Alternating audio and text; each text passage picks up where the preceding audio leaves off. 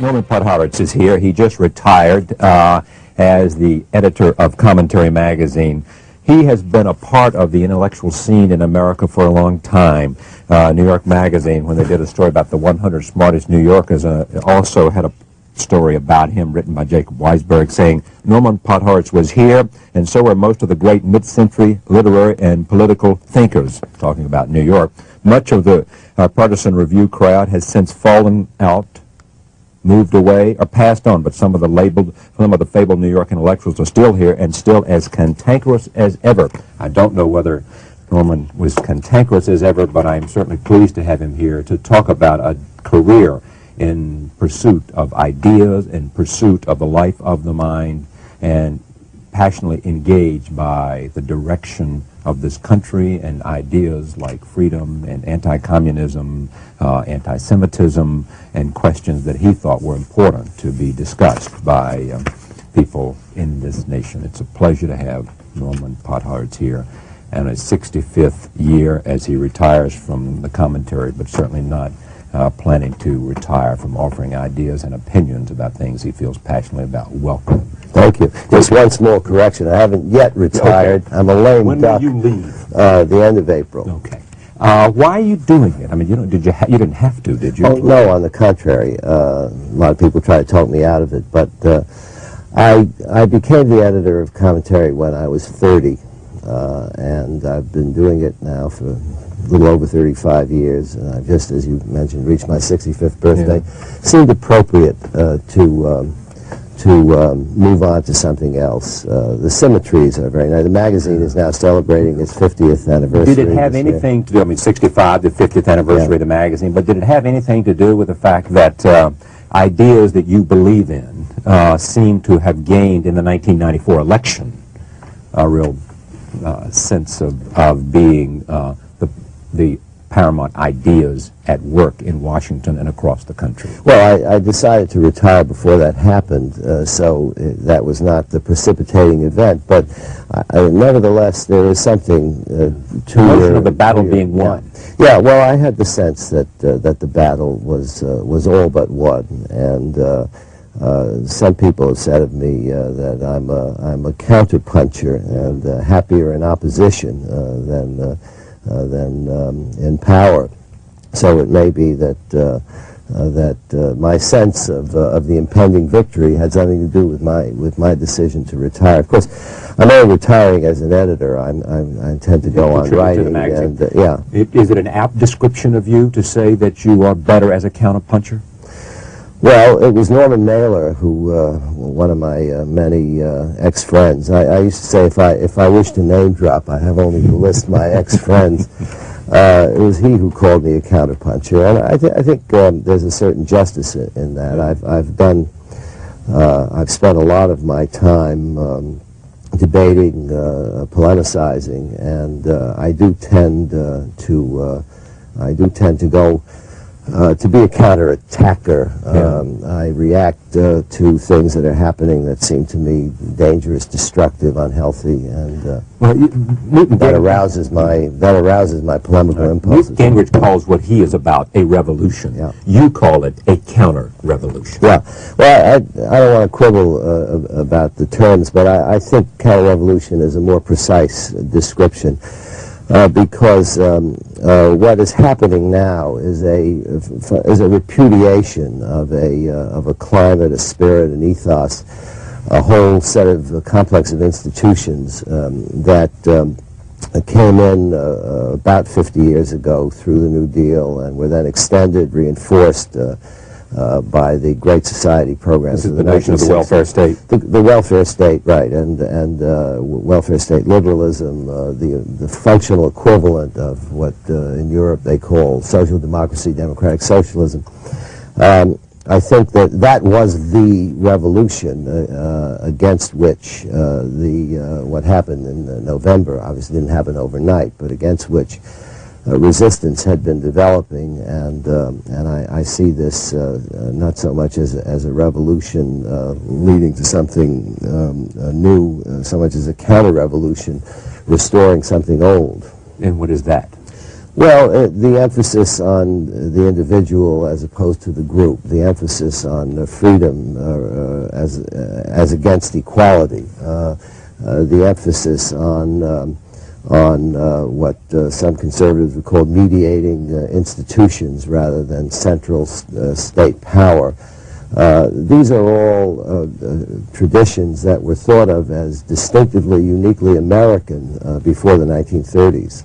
Does that mean that you find yourself foursquare with the contract with America? No, well, the contract for America, frankly, I think most Americans didn't really know what was in the contract, and I'm one of those Americans. Yeah. I mean, if you asked me to name the 10 points, I'd flunk. Yeah. But what I'm foursquare behind is the direction in which the counter-revolution wishes to move, and of which the contract for America is the concrete expression in legislative terms. You have been labeled a neoconservative, yeah, which you accept, I assume, with great pride. Well, I did not at first. The term neoconservative has been bandied around a lot. As the prefix neo suggests, it means new conservative, and the term was applied to people like myself who began their political lives somewhere left of center. Some were radicals, some were liberals, and then moved rightward, so they were new conservatives.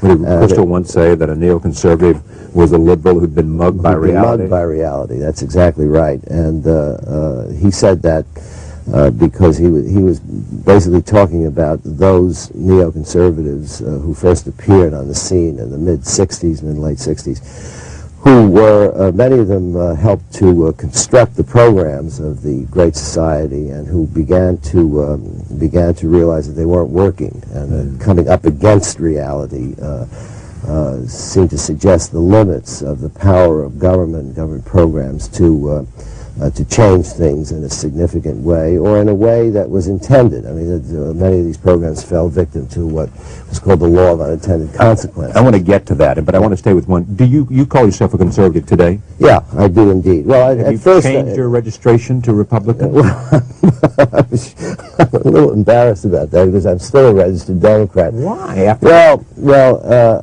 partly because, first of all, my political evolution had very little to do with partisan politics. I was never an enthusiastic Democrat. I was interested in the ideas that move things, move the country, move minds, and as far as I was concerned, whichever party seemed a better vehicle for the furtherance of those ideas and principles was the party of support. So I mainly voted for Democrats, and in fact, I voted, for example, for Jimmy Carter in 1976 because I was very critical of the détente policy of the Ford administration. And I thought that Carter, having been an Annapolis graduate and a Southern good old boy, would be tough on defense. And because he'd been right? And I was wrong. But then I later voted for Ronald Reagan. But being a Democrat was a kind of habit. Living in New York at a certain point, if you were a Republican, you were virtually disenfranchised. But I am, insofar as I'm anything these days, I am a Republican. One last question about that. What does it mean today? Is there such a thing as a public intellectual today? Not to the extent that they used to be. There are young people around who mainly focus on policy and on political ideas in a narrow sense. There are not all that many younger people who still maintain the tradition out of which I came and in which I grew up.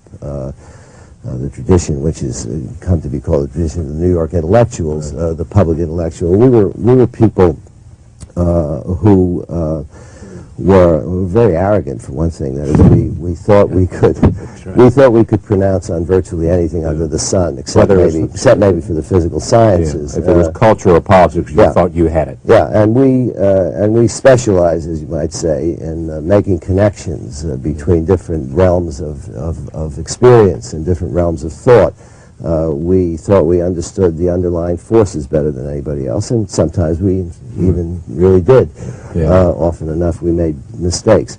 But the tradition of discourse was one, a synthesizing one. It was at one point very heavily influenced by Marxism, later by Freudianism, by most of the major currents of 20th century thought.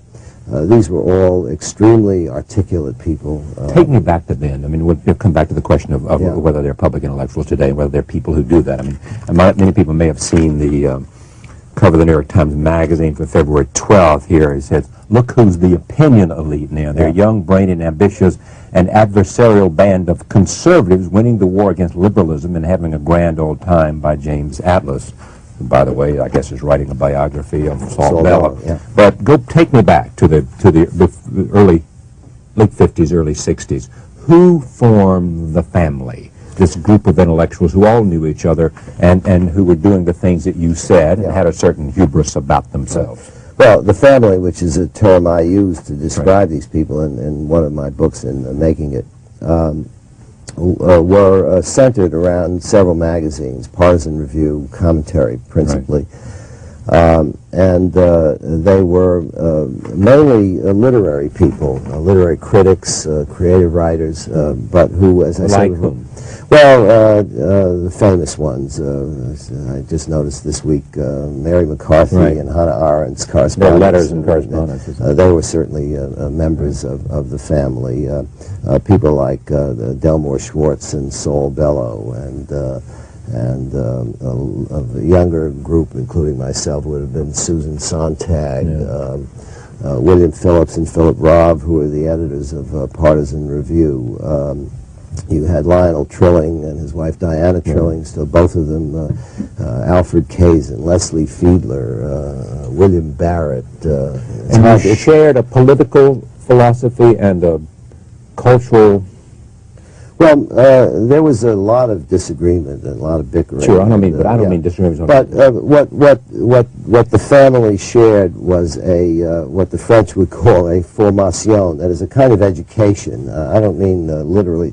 We all had grown up and read the same books and were sensitive to the same issues and the same arguments. And the great arguments of the 20th century, which had to do with the rise of totalitarianism. In Russia and in Germany, the role and the status of the bourgeois democracies, particularly America, which was very much looked down upon at a certain point by most of these people, who then changed their minds about this country as a result of World War II.